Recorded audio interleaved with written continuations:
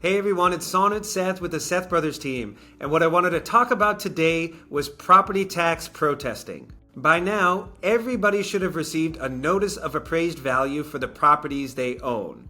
And the notice of appraised value informs property owners about their proposed value for the current tax year, so they can base their taxes on that value. The notice of appraised value will also show a comparison to last year's appraised value to show whether there is an increase or decrease. Please note this is not a tax statement, but a proposed value for the current tax year. If you feel your notice of appraised value is too low, well then don't do anything about it because there's no reason to pay more taxes than you have to.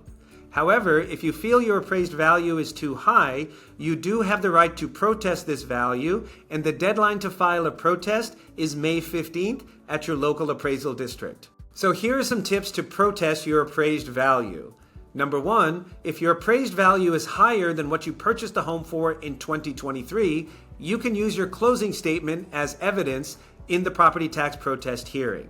Number two, you can use property tax protest services, which typically charge no upfront fee and then charge a percentage of the tax savings if tax savings are achieved. And number three, you can have your trusted realtor partner run comps in your local neighborhood in 2023 to see if it supports a lower appraisal value.